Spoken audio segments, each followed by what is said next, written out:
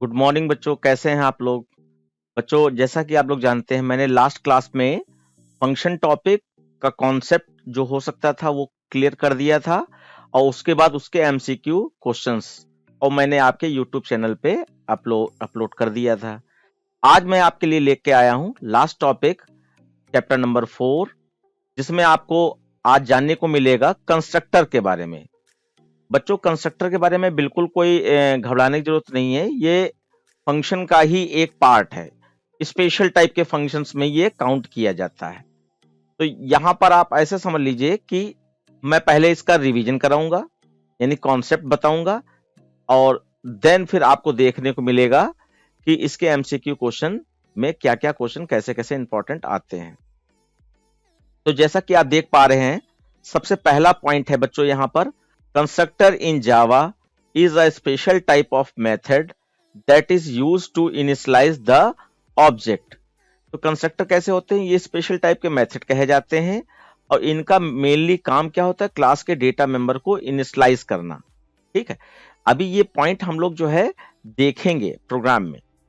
Next है आपका, Java constructor is invoked at the time of object creation. जैसे जब बच्चों हम लोग क्लास का ऑब्जेक्ट बनाते हैं तो उसी समय कंस्ट्रक्टर कॉल होता है। इट कंस्ट्रक्ट द वैल्यू, और कंस्ट्रक्टर के अंदर क्या किया जाता है? इनिशियलाइजेशन किया जाता है जो डेटा मेंबर होते हैं उनकी वैल्यूज के लिए। That is provide data for the object, that is why it is known as constructor. तो बच्चों, मैंने ये थ्योरी आपको बता दी है। अब इसके कुछ और पॉइंट हैं, मैं उनको भी डिस्कस कर लेता हूं, आप उनको भी देख लीजिए। हाँ, नेक्स्ट पॉइंट आपको दिखाई पड़ गया होगा यहां पर।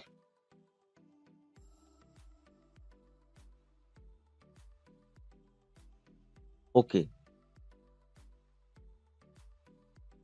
The two rules to define a constructor are. Constructor को डिफाइन करने के लिए दो रूल्स यहां पे बताए जा रहे हैं। तो पहला रूल है आपका, constructor name must be same as class name. Constructor का नाम और क्लास का नाम सेम होना चाहिए।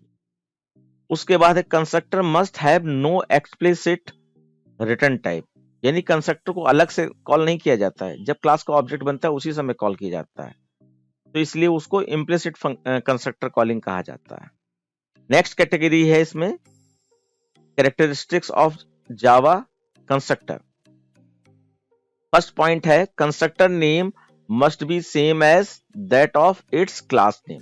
कंस्ट्रक्टर का नाम क्लास के नाम के सेम होना चाहिए। नेक्स्ट है, constructor are called automatically when an object is created. Constructor अपने आप कॉल हो जाता है जब उसका क्लास का ऑब्जेक्ट बनाया जाता है। फिर आपका है, constructor can not B private. Constructor को नॉर्मली पब्लिक में ही रखा जाता है, इनको प्राइवेट में नहीं बनाया जाता है। फिर नेक्स्ट है, a constructor can be overloaded, यानी कि एक क्लास के अंदर एक से अधिक कंस्ट्रक्टर होते हैं, इसी को कंस्ट्रक्टर ओवरलोडिंग कहा जाता है। Next, constructor can not return a value.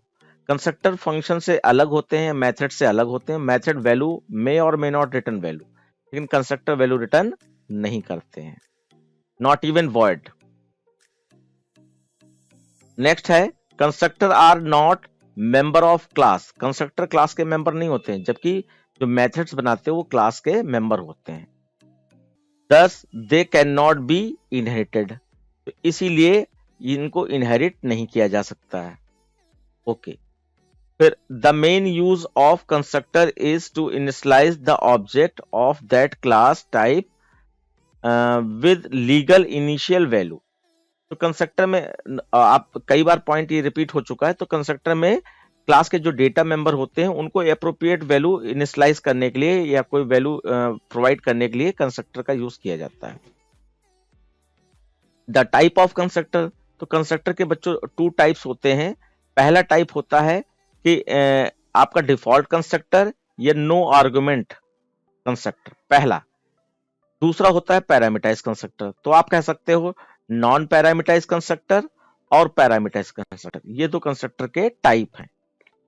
Then the parameterize constructor are use to initialize fields of the class with same specific value. तो जो भी क्लास के अंदर डेटा मेंबर का टाइप होगा उसी टाइप का कंस्ट्रक्टर के अंदर वैल्यू डाली जाती है उन वेरिएबल्स के अंदर। Compiler differentiate constructor on the basis of number of parameters, type of parameters and order of parameters. जब हम लोग एक ही प्रोग्राम में बच्चों एक से एक अधिक कंस्ट्रक्टर बना लेते हैं तो उसमें जावा का कंपाइलर कैसे डिफरेंशिएट करेगा कौन सा कंस्ट्रक्टर कॉल हो रहा है।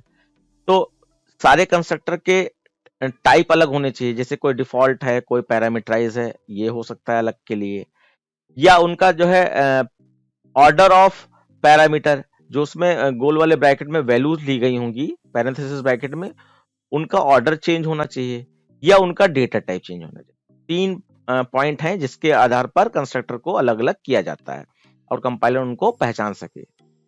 लास्ट पॉइंट है बच्चों, a constructor is special type of method of class which is used to initialize a newly created instance of a class. तो कंस्ट्रक्टर का ये आपका स्पेशल टाइप के मेथड कहे जाते हैं और इनका काम होता है जो क्लास का ऑब्जेक्ट बनता है उसको इनिशियली जो उस ऑब्जेक्ट के डेटा मेंबर है उनको वैल्यू प्रोवाइड किया जा सके। तो ये आपका कंस्ट्रक्टर का ओवरव्यू हो गया और कुछ और पॉइंट है इनको भी हम लोग देख लेते हैं। जैसे कि डिफॉल्ट कंस्ट्रक्टर कहा गया, तो it is the no argument constructor that is automatically created by the compiler in the absence of explicit constructor. यानी कि बच्चों यहां पे अगर क्लास के अंदर आपने कंस्ट्रक्टर नहीं भी बनाया है तब भी जावा का कंपाइलर कंस्ट्रक्टर बनाते ही बनाता है, जिसको ही डिफॉल्ट कंस्ट्रक्टर कहा जा रहा है। यूजर ने, कहने का मतलब है यूजर ने इसमें कंस्ट्रक्टर नहीं बनाया होता है।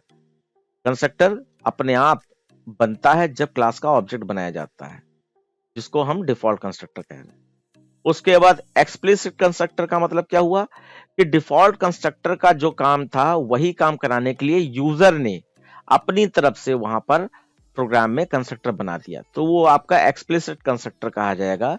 It is the constructor that is created by the programmer. फिर उसके बाद नेक्स्ट पॉइंट है पैरामीटराइज कंस्ट्रक्टर क्या होते हैं। तो ऐसे कंस्ट्रक्टर जिनके गोल वाले ब्रैकेट में कोई वैल्यू हो वो पैरामीटराइज कंस्ट्रक्टर होते हैं। तो this constructor are required to pass parameter on the creation of object. जब क्लास का ऑब्जेक्ट बनता है तो वहां पर वैल्यू भेजी जाती है इस टाइप के कंस्ट्रक्टर को। उसके बाद कंस्ट्रक्टर विद आर्गुमेंट, सेम चीज है। कंस्ट्रक्टर के अंदर गोल वाले ब्रैकेट में जो पैरामीटराइज कंस्ट्रक्टर में वैल्यू देते हैं वही वाला आपका ये पॉइंट है। This constructor is defined with argument और पैरामीटर लिस्ट। फिर लास्ट है आपका कंस्ट्रक्टर ओवरलोडिंग क्या होती है। तो constructor overloading is a way of having more than one constructor with different parameter list in such a way that each constructor perform a different task। तो जब एक ही प्रोग्राम में एक से अधिक कंस्ट्रक्टर आप बनाते हो जिनकी पैरामीटर लिस्ट अलग अलग होती है तो उन्हीं को हम लोग यहाँ पर इस कॉन्सेप्ट को कंस्ट्रक्टर ओवरलोडिंग कहा जाता है। जैसे फंक्शन ओवरलोडिंग भी होती है ऐसे कंस्ट्रक्टर ओवरलोडिंग भी होती है। अब मैं आपको इसके प्रोग्राम के थ्रू ये पॉइंट आपको समझाने की कोशिश करता हूं। आप प्रोग्राम देखिए। देखिए बच्चों, मैंने यहां पर एक ऐड नाम का क्लास बना रखा है और इसके अंदर कुछ डेटा मेंबर ले रखे हैं जिसको हम इंस्टेंस वेरिएबल कहते हैं। तो वो है आपके ABC और उसके बाद मेंबर मेथड है जिसमें आपका एक डिफॉल्ट कंस्ट्रक्टर मैंने लिख रखा है जिसको नॉन पैरामीटराइज आप कहेंगे या एक्सप्लिसिट कंस्ट्रक्टर कहेंगे, और ये आपका पैरामीटराइज कंस्ट्रक्टर है। और उसके बाद आपका सम नाम का फंक्शन है। छोटा सा एक इंट्रोडक्शन है जिसमें देखा जाए तो ये कंस्ट्रक्टर का आपका एग्जांपल आप मान लीजिए या कंस्ट्रक्टर ओवरलोडिंग का एग्जांपल मान लीजिए, क्योंकि मैंने एक ही प्रोग्राम में आपका नॉन पैरामीटराइज और पैरामीटराइज दोनों कंस्ट्रक्टर बना लिए हैं। ठीक है, तो इसको आप देखिए ये कैसे वर्क परफॉर्म करा रहा है और मैं सारे पॉइंट यहां पर आपके रिवाइज कराने वाला हूं, ध्यान से देखिएगा।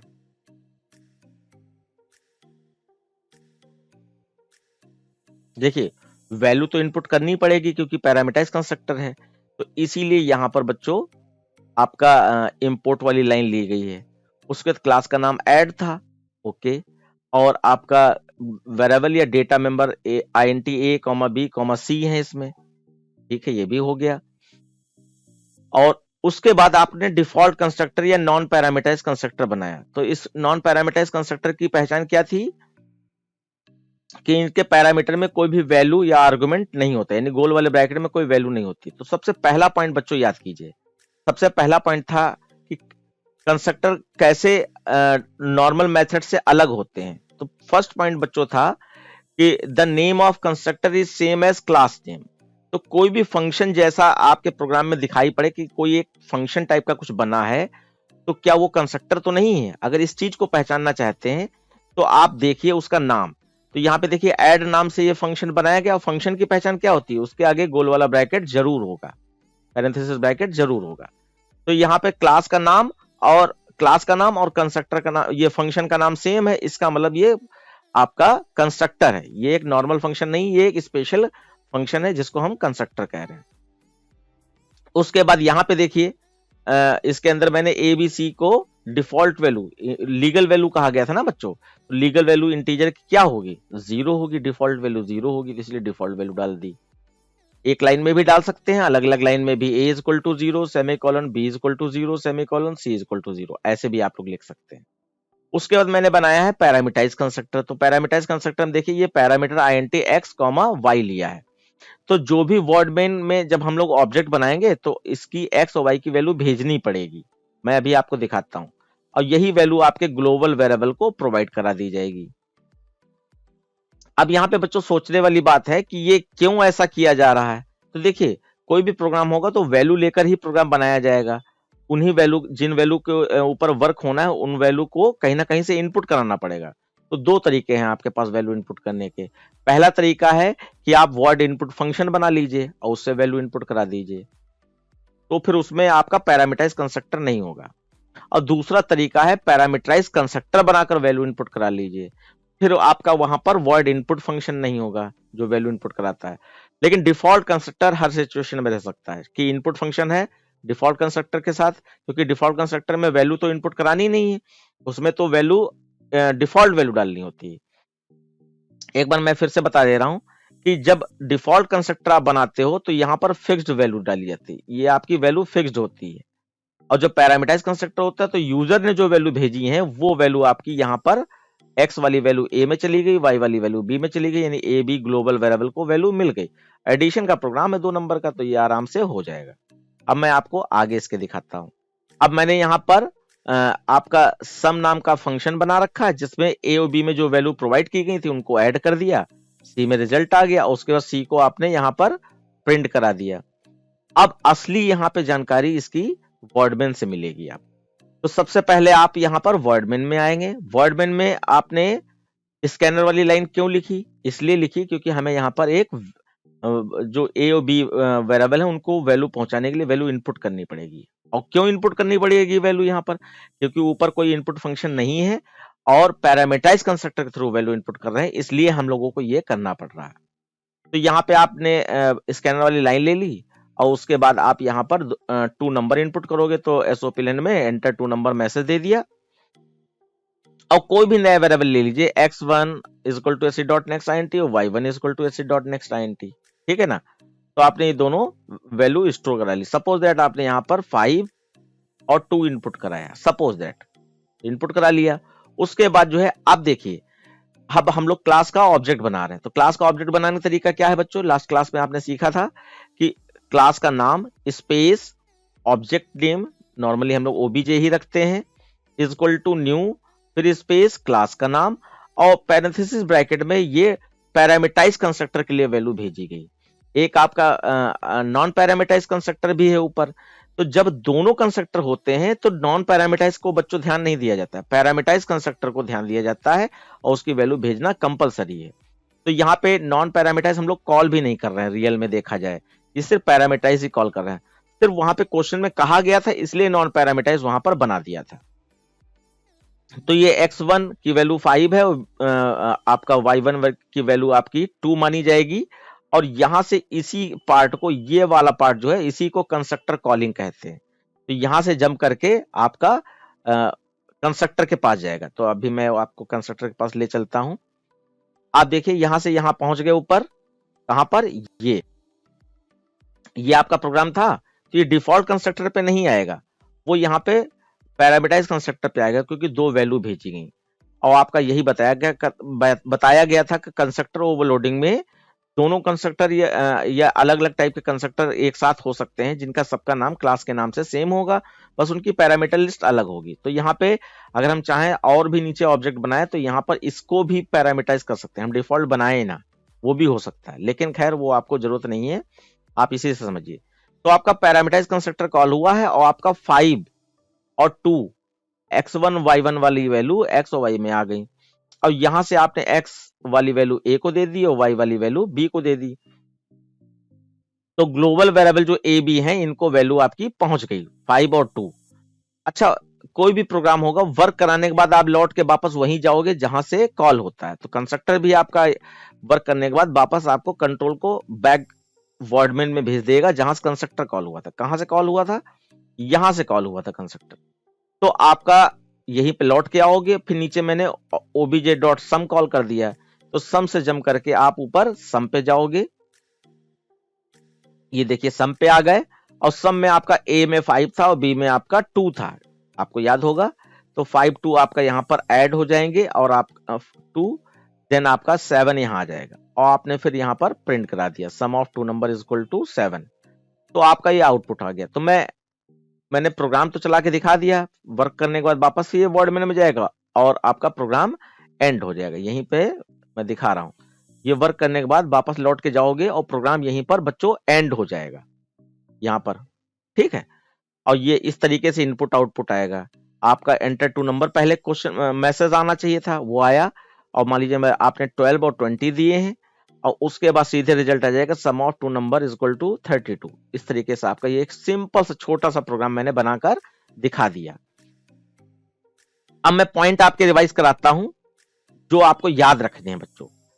पहला पॉइंट था कि कंस्ट्रक्टर का नाम क्लास का नाम सेम होना चाहिए। तो आप देख पा रहे हो कंस्ट्रक्टर क्लास का नाम सेम है, यहाँ पे ऐड है, यहाँ पे ऐड है। अब ये भी क्या कंस्ट्रक्टर है, हाँ ये भी है, क्योंकि यहाँ पे भी क्लास का नाम कंस्ट्रक्टर का नाम सेम है, तो ये दोनों कंस्ट्रक्टर हो गए। फिर दूसरा पॉइंट था कंस्ट्रक्टर का वर्क क्या है। कंस्ट्रक्टर का वर्क जो ये डेटा मेंबर दिए गए हैं, एक्चुअली इनमें a is equal to 0, b is equal to 0, यहां पर जिस जगह ये डिक्लेयर है यहां पर नहीं लिख सकते, तो फिर ये प्रोहिबिटेड है। तो फिर कहां लिखें, अगर हमें a इज इक्वल टू 0 चाहिए, जैसे प्राइम नंबर में c इज इक्वल टू 0 चाहिए, तो कहां लिखेंगे हम, उसके लिए ही बच्चों यहां पे कंस्ट्रक्टर बनाया गया है। तो कंस्ट्रक्टर के थ्रू आप यहां पर वैल्यू इनिशियलाइज करने का काम करते हो, चाहे फिक्स वैल्यू चाहे यूजर इनपुट वैल्यू। तो अब ये कंस्ट्रक्टर का मेन काम क्या हो गया कि क्लास के डेटा मेंबर को वैल्यू इनिशियलाइज करना। तो डिफॉल्ट कंस्ट्रक्टर ये है, इसमें फिक्स्ड वैल्यू डाली जाती है, और पैरामीटराइज कंस्ट्रक्टर में यूजर इनपुट वैल्यू जो वर्डमेंट से भेजी गई होगी वो इसमें डाली जाती है। काम खत्म। फिर नेक्स्ट पॉइंट था constructor can not return value not even word. तो कंस्ट्रक्टर वैल्यू रिटर्न नहीं करते हैं। तो आप यहां पर एग्जांपल ले सकते हैं कि जैसे आपका ये दोनों कंस्ट्रक्टर है और ये आपका मेथड है, ये सम नाम का जो है ये मेथड है, और आपका ये दोनों कंस्ट्रक्टर है ऐड नाम से। तो आप देख सकते हो कि इसमें सिंटैक्स मैंने बताया था ना फंक्शन का। तो सिंटैक्स क्या होता है, पहले एक्सेस स्पेसिफाई लिखो, फिर रिटर्न टाइप लिखो, चाहे वैल्यू रिटर्न करे या ना करे, और उसके बाद फंक्शन का नाम लिखो। तो ये भी तो फंक्शन है। तो इसमें क्या मिसिंग है, इसमें मिसिंग है बच्चों, इसमें भी देखो पब्लिक पब्लिक लगा, एक्सेस स्पेसिफाई लगा हुआ है, चाहे यहां हो चाहे यहां हो। लेकिन इसमें फंक्शन जब वैल्यू रिटर्न नहीं कर रहे हैं तो ये वर्ड लिखा जाएगा, ये जरूरी है। लेकिन कंस्ट्रक्टर में वैल्यू रिटर्न होती ही नहीं है, ये बताया गया है। तो यहाँ पे वर्ड क्या लगा देते, नहीं, यहाँ पे वर्ड भी नहीं लगाया जाता, नॉट इवन वर्ड लिखा था, यहाँ पे वर्ड भी नहीं लगाया जाता है। तो ये हो गया आपका कंस्ट्रक्टर वैल्यू रिटर्न नहीं करते हैं। फिर नेक्स्ट इंपॉर्टेंट पॉइंट था कि कंस्ट्रक्टर अपने आप ऑटोमेटिकली कॉल हो जाते हैं जब क्लास का ऑब्जेक्ट बनता है। तो आप यहां पर देख सकते हो, ये जो आपने क्लास का ऑब्जेक्ट यहां पे बनता हुआ देखा था, ये ओबीजे नाम से आपने ऑब्जेक्ट बनाया था, तो इसी लाइन से कंस्ट्रक्टर अपने आप यहां से ये कॉल हो जा रहा है। जबकि मेथड्स को कॉल करने के लिए ये जो ऑब्जेक्ट बनाया है इसके साथ में डॉट लगाकर मेथड को हम लोग कॉल करते हैं। तो मेथड आपका एक्सप्लिसिट कॉलिंग होता है, और कंस्ट्रक्टर आपका इम्प्लिसिट फंक्शन कॉलिंग के अंतर्गत आता है। ये अपने आप कॉल होता है, इसको करवाना पड़ता है, यानी फंक्शंस को करवाना पड़ता है कॉल ओबीजे डॉट करके, और ये अपने आप ऑब्जेक्ट बनाते समय ही कॉल हो जाता है, ऑटोमेटिकली कॉल। ठीक है, तो ये आपके बेसिक इसके पॉइंट थे। अब आई होप आपको समझ में आ गया होगा कि कंस्ट्रक्टर क्या है। ज्यादा डिटेल के लिए आप मेरी फुल वीडियोस देखिएगा, तो उसमें आपको और क्लियर हो जाएगा। या बहुत सारे प्रोग्राम हो सकते हैं, इस समय एक्चुअली मुझे एमसीक्यू टारगेट में लेके चल रहा हूं कि आपके एमसीक्यू क्वेश्चन कैसे कैसे आते हैं, उनको आप समझ पाए, इसलिए मैंने ये बता दिया आपको।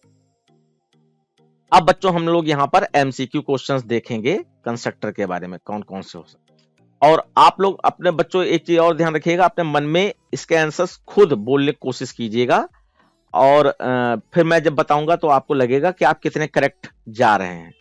जैसे ये लिखा है, पहला क्वेश्चन है आपका, in general how many type of constructor are available for, कि जनरली कंस्ट्रक्टर कितने तरीके के होते हैं, जनरली कहा गया, तो जनरली कंस्ट्रक्टर सिर्फ दो तरीके के होते हैं, एक आपका पैरामीटराइज और एक आपका नॉन पैरामीटराइज, और नॉन पैरामीटराइज को ही हम लोग डिफॉल्ट कंस्ट्रक्टर कह रहे हैं। ठीक है, तो आपका ऑप्शन बी सही है।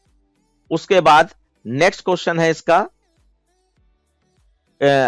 whenever an object is created, which among the following is called first automatically।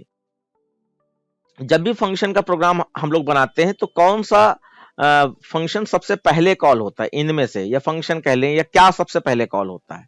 तो यहाँ पे देखिए न्यू सबसे पहले कॉल होता है, तो न्यू तो ऑब्जेक्ट वाली लाइन में होता है।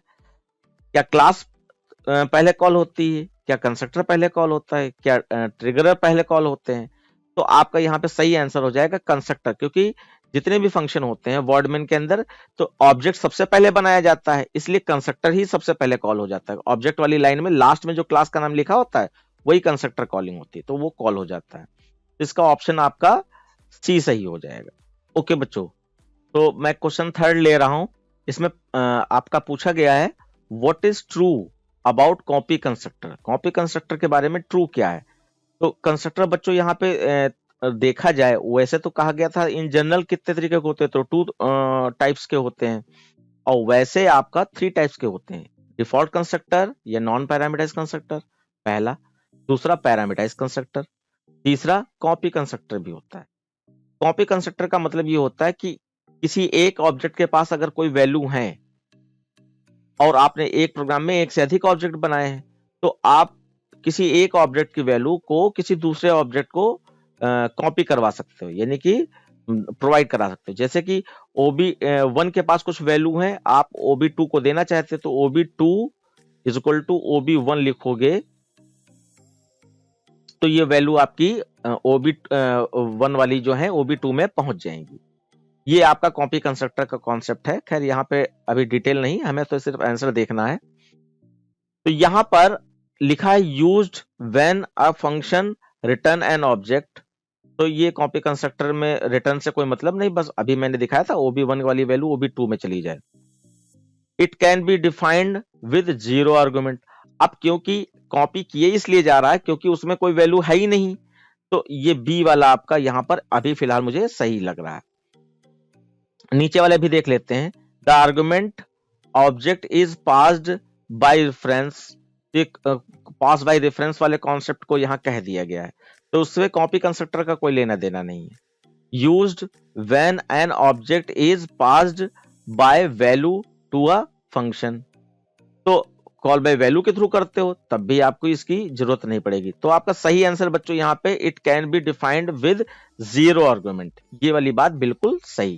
फिर बच्चों क्वेश्चन नंबर 4 है, default constructor requires how many parameters. एक डिफॉल्ट कंस्ट्रक्टर में कितने पैरामीटर होते हैं, तो आपको मालूम है डिफॉल्ट पैरामीटर का मतलब है, डिफॉल्ट कंस्ट्रक्टर मतलब है उसके गोल वाले ब्रैकेट में कोई भी पैरामीटर नहीं होता है, तो सीधा सीधा आंसर आपका बी सही होगा, जीरो आर्गुमेंट होता है। ओके बच्चों, नेक्स्ट क्वेश्चन है आपका, in derived class can constructor be overloaded. Derived class में यानी कि बेस क्लास में कुछ दो, जब इनहेरिटेंस का कॉन्सेप्ट होता है बच्चों तो एक से अधिक क्लासेस होती हैं, तो यहां कहा जा रहा है in derived class can constructor be overloaded. तो अगर आप कहते हो yes if derived class has no arg constructor, तो ओवरलोडेड कहा जा सकता है। Yes always, no, both A and B. तो कौन सा सही रहेगा इसमें? तो बच्चों यहां पर सही आंसर है सी, कि एक क्लास के अंदर आप कंस्ट्रक्टर ओवरलोडिंग कर रहे हो, ये तो ठीक है, लेकिन डिराइव्ड क्लास का मतलब है कि कोई पहली वाली क्लास है, उसके नीचे कोई दूसरी क्लास है, इन दोनों क्लासेस को जोड़ा गया है। तो पहले क्लास के कंस्ट्रक्टर आपने कोई बनाया, उसी नाम का आप दूसरी क्लास में कंस्ट्रक्टर बनाओ, तो ये पॉसिबल नहीं, क्योंकि दोनों क्लासेस के नाम अलग अलग होंगे इसलिए। नेक्स्ट क्वेश्चन है बच्चों, which function can be use to call default constructor in Java? कौन सा फंक्शन डिफॉल्ट कंस्ट्रक्टर को कॉल कर सकता है? तो इसका बच्चों यहाँ पे आंसर आपका ऑप्शन दिए हैं, सुपर लिखकर आप कॉल कर सकते हैं डिफॉल्ट कंस्ट्रक्टर को, या सब लिखकर कॉल कर सकते हैं, या दैट लिखकर, या दिस लिखकर। तो आप बच्चों याद रखिएगा, दिस कीवर्ड आपका बहुत इंपॉर्टेंट होता है, हर एग्जाम में लगभग पूछा जाता है।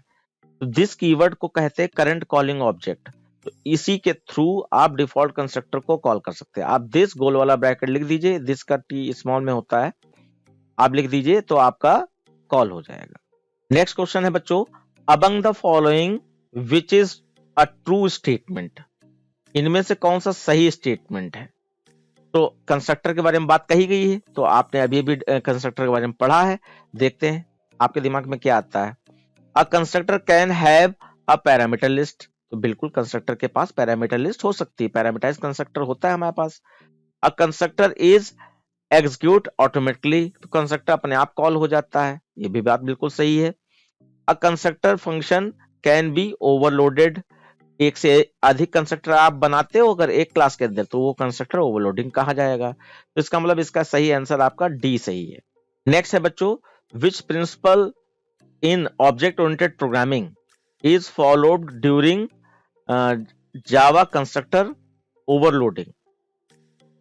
तो कौन सा कंस्ट्रक्टर होता है? तो आपका पॉलीमॉर्फिज्म होता है बच्चों। पॉलीमॉर्फिज्म मतलब पॉली मतलब मैनी, मॉर्फिज्म मतलब फॉर्म, तो किसी एक चीज को एक से अधिक फॉर्म में रिप्रेजेंट करना ही पॉलीमॉर्फिज्म होता है। तो उसी के अंदर आपका कंस्ट्रक्टर ओवरलोडिंग और फंक्शन ओवरलोडिंग आते हैं। Among the following statement which are true about constructor, इनमें से कौन से ट्रू हैं? तो आपके 3 पॉइंट दिए गए हैं। A new operator automatically call them, okay, constructor के बारे में कहा जा रहा है। They can not B private, constructor के बारे में कहा जा रहा है। और they can not B virtual, constructor के बारे में कहा जा रहा है। तो 1 2 3 में से कौन सा सही रहेगा? तो इसमें बच्चों ये आपका पहला और तीसरा सही है, फर्स्ट एंड थर्ड सही है, कि न्यू ऑपरेटर जो है ऑटोमेटिकली कॉल हो जाता है और ऑब्जेक्ट के लिए मेमोरी कॉल करवाता है कंस्ट्रक्टर को, जिससे कि ऑब्जेक्ट के लिए मेमोरी क्रिएट होती है और उसमें डेटा जो डेटा मेंबर थे उसमें डिफॉल्ट वैल्यू या पैरामीटर्स वैल्यू प्रोवाइड करके वैल्यू भी डाली जाती है। और तीसरा है कि they can not B virtual, ये वर्चुअल नहीं होते हैं कि जो दिखाई ना पड़े, ये होते हैं, हमें पैरामीटराइज्ड कंस्ट्रक्टर बनाना पड़ता है या कंस्ट्रक्टर बनाना पड़ता है। तो आपका सही आंसर हो जाएगा पहला, ए वाला आपका आंसर बच्चों सही होगा, फर्स्ट एंड थर्ड। नेक्स्ट है बच्चों, what is output if this and super is used in the method? This और सुपर अगर आप दोनों यूज करते हो मेथड में, तो क्या फर्क पड़ेगा? कंपाइलेशन एरर आएगी, रन टाइम एरर आएगी, थ्रोज एक्सेप्शन आएगी, और रन सक्सेसफुली। तो इसका आंसर हो जाएगा रन सक्सेसफुली, क्योंकि दिस और सुपर दोनों कीवर्ड आपके यूज होते हैं। This keyword current calling object कहा जाता है, सुपर कीवर्ड जब क्लासेस को इनहेरिट कराया जाता है तब कंस्ट्रक्टर को इनहेरिट कराने के लिए सुपर कीवर्ड का यूज किया जाता है, कॉल करने के लिए सुपर कीवर्ड का यूज किया जाता है। तो डी ऑप्शन सही है। नेक्स्ट क्वेश्चन है बच्चों, the abstract class can not have a constructor. तो देखिए कोई भी क्लास हो, क्लास के अंदर उसके डेटा मेंबर हो सकते हैं, और डेटा मेंबर को इनिशियलाइज करने के लिए कंस्ट्रक्टर का काम होता है, कंस्ट्रक्टर की जरूरत पड़ती है। तो इसका मतलब क्लास चाहे एब्स्ट्रैक्ट क्लास हो चाहे कॉन्क्रीट क्लास हो, कोई भी क्लास हो, तो उसके पास कंस्ट्रक्टर तो होगा ही होगा। ये कह रहा है कंस्ट्रक्टर नहीं होगा, ये फॉल्स स्टेटमेंट आपका माना जाएगा। फिर नेक्स्ट क्वेश्चन देखिए, this keyword is used to passing itself to a method of same class, passing itself to another class method or calling another class constructor or none of above? कौन सा सही होगा, guess कीजिए। तो I hope आप लोगों ने थोड़ा बहुत सोच लिया होगा। इसका सही आंसर होगा बच्चों A, passing itself to a method of same class. एक ही क्लास के अंदर अगर आप कंस्ट्रक्टर के अंदर कंस्ट्रक्टर को कॉल करना चाहते हैं तो दिस लिख दीजिए, अपने आप कंस्ट्रक्टर कॉल हो जाएगा। इससे पहले वाले क्वेश्चन में भी ये चीज डिस्कस हुई थी। नेक्स्ट क्वेश्चन है बच्चों, a constructor is initialised when. Constructor कब इनिशियलाइज होता है?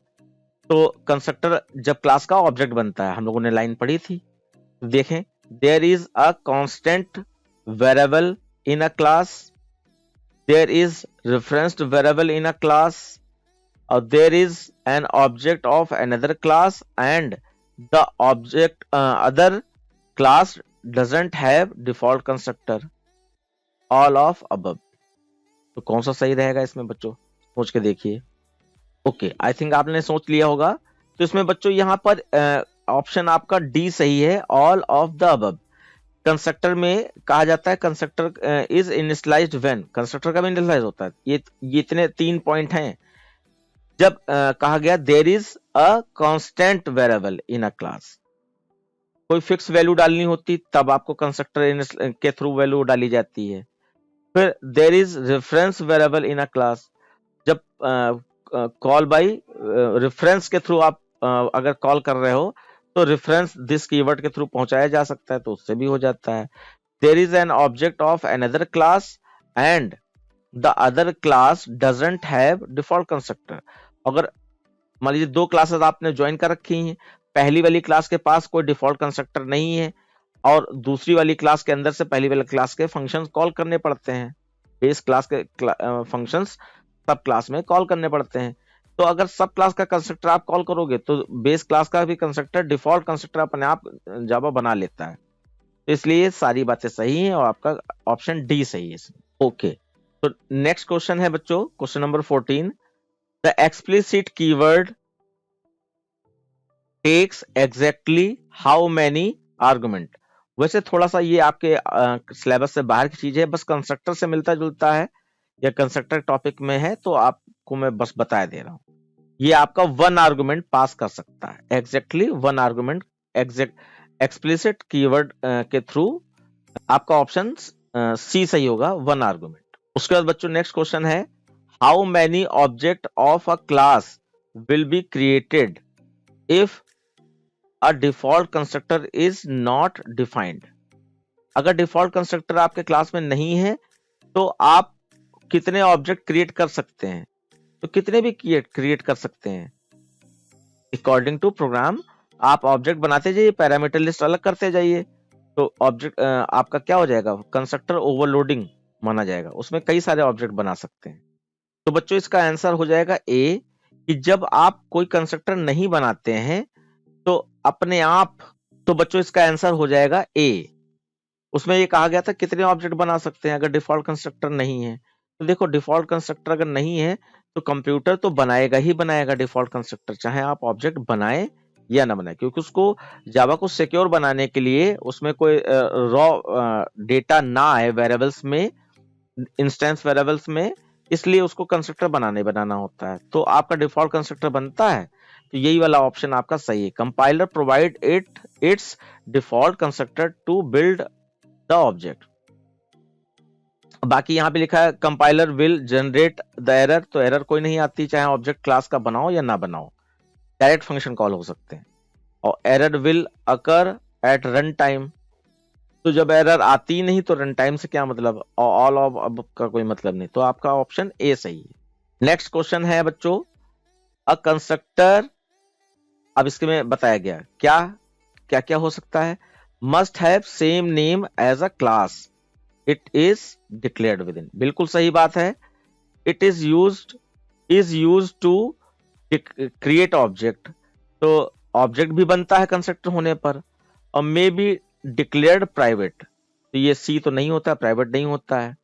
अब आपका यहाँ पे डी में कहा गया both A and B, A B वाली बात सही है, और सी ऑप्शन ई में कहा गया ए बी सी, तीनों की बात सही है, तो हमारा सही आंसर हो जाएगा डी वाला, ए और बी की बात सही है कि ऑब्जेक्ट भी क्रिएट करता है जब होते हैं जब कंस्ट्रक्टर बनता है, और आपका क्लास का नाम कंस्ट्रक्टर का नाम सेम होता है। अब नेक्स्ट क्वेश्चन है बच्चों, question number 17, what is false about constructor. Constructor के बारे में कौन सी बात सही नहीं है? तो constructor can not be synchronized in Java, Java does not provide default copy constructor, constructor can have a return type, or this and super can be used in a constructor। मैं यहां पे थोड़ा सा इसको ऊपर कर देता हूं। तो देखिए, एक चीज तो आपने साफ साफ पकड़ ली होगी कि constructor can not have a return type. तो बिल्कुल सही बात है कि कंस्ट्रक्टर में रिटर्न टाइप नहीं होते हैं। तो गलत बात कौन सी, फॉल्स कौन सी, ये पता करना है। तो इसका सही आंसर हो जाएगा बच्चों ऑप्शन सी। इसमें कह रहे हैं constructor can have a return type.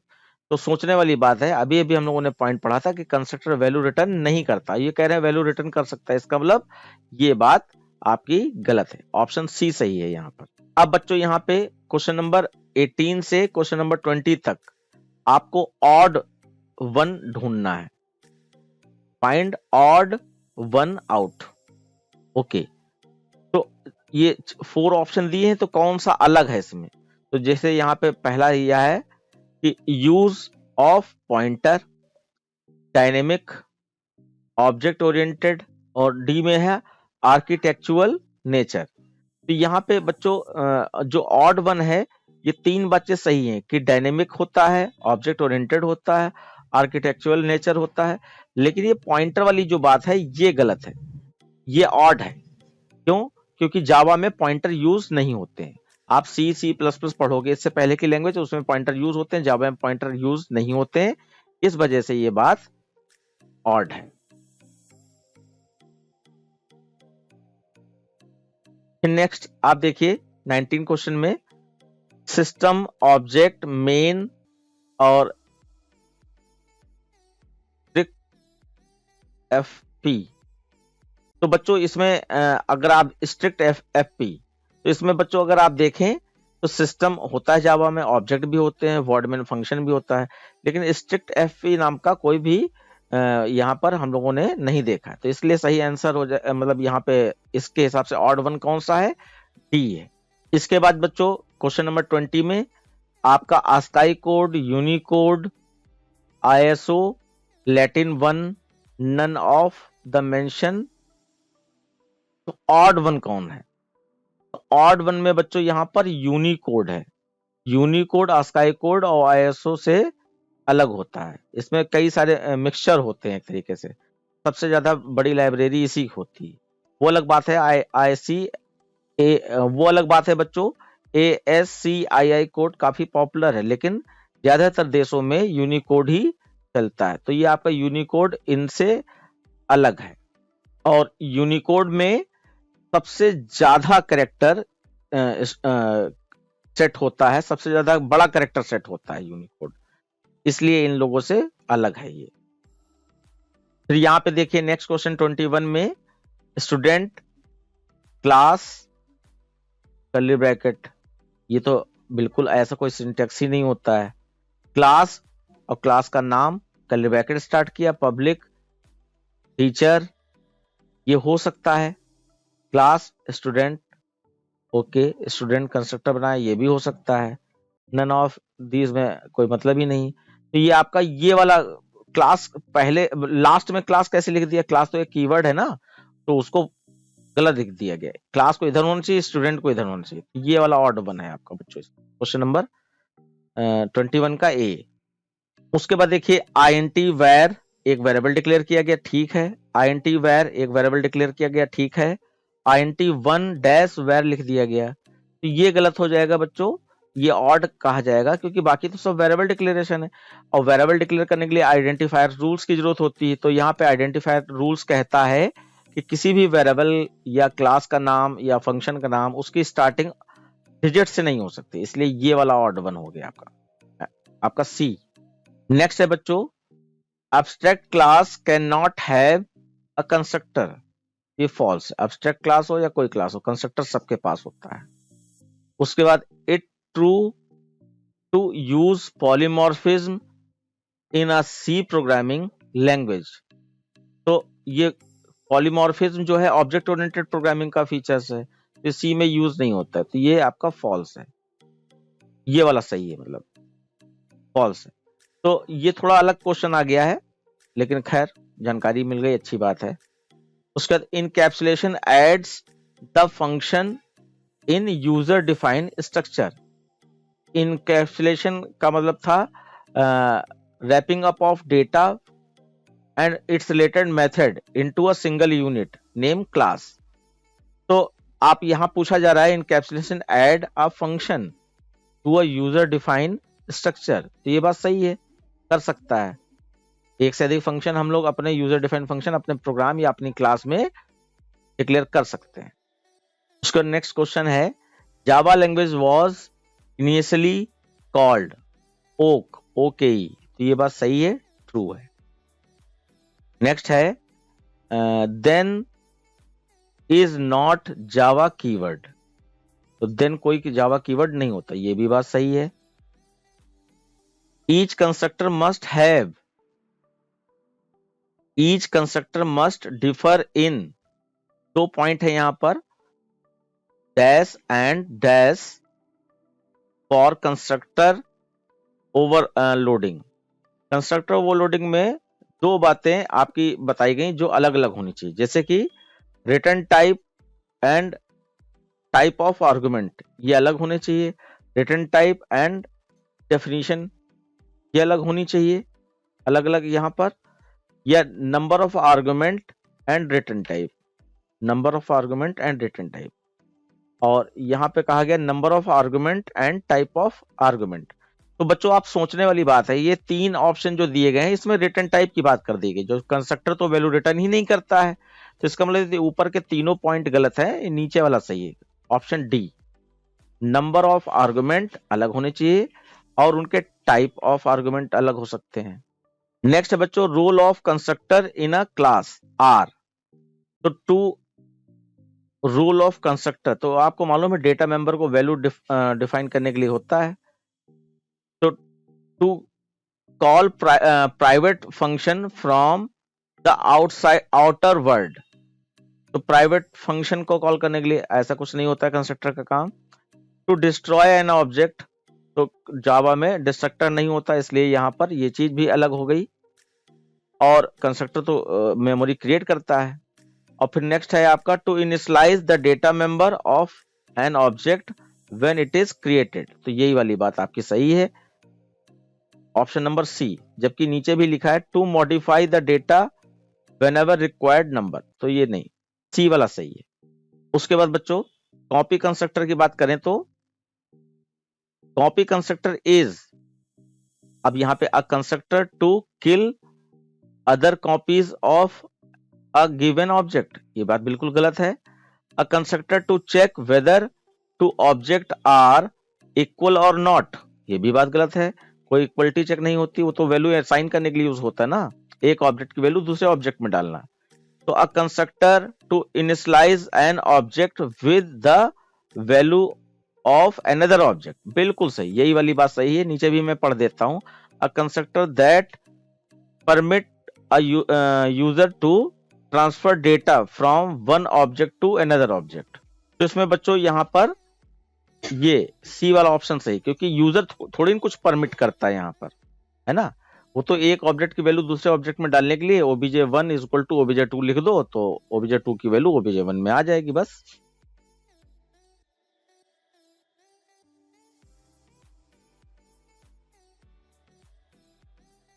Which next question है बच्चों which constructor function is designed to copy object of same class type, तो यहाँ पे कॉपी कंस्ट्रक्टर आंसर सही है कि आपका एक ऑब्जेक्ट की वैल्यू दूसरे ऑब्जेक्ट में डालना है, कॉपी कंस्ट्रक्टर से काम होता है। Among the following which is not valid in Java, तो इसमें वैलिड कौन नहीं है, तो recursive constructor, constructor overloading, default value constructor, string argument constructor. तो ये पहला वाला रिकर्सिव कंस्ट्रक्टर कॉल ये वैलिड नहीं है।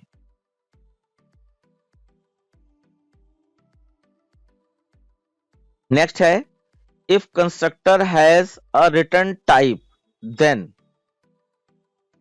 रन टाइम एरर आएगी, कंपाइल टाइम एरर आएगी, compilation and runs successfully, none of above.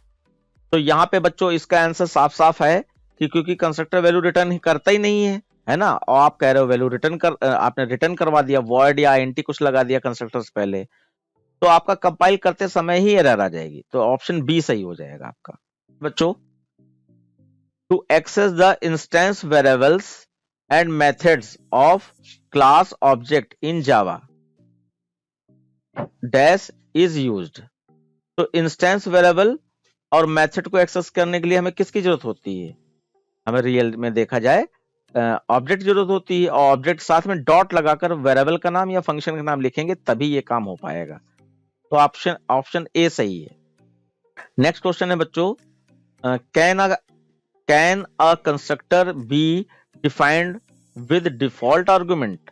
तो हाँ, दे सकते हैं, तो यस होगा इसका। डिफॉल्ट आर्गुमेंट का मतलब है कि आप कंस्ट्रक्टर बनाओ, उसमें INT a is equal to 5 लिख दो, तो आपका ए में 5 स्टोर हो जाएगा, और भले ही नीचे से कोई वैल्यू भेजो ना। नेक्स्ट क्वेश्चन है बच्चों, a constructor without any parameter is called. तो आपको मालूम है डिफॉल्ट कंस्ट्रक्टर, ऑप्शन डी सही है। Java constructor is like a method without, तो इसमें आपका क्या हो जाएगा बच्चों? Return type. मेथड में रिटर्न टाइप होता है, इसमें नहीं होता है। A name of constructor and name of class should be same. तो बिल्कुल सही बात है बच्चों, ये ट्रू होगा, A. Dash keyword is use to call another overloaded constructor. तो आपका दिस कीवर्ड यूज होगा इसमें, ऑप्शन बी सही है।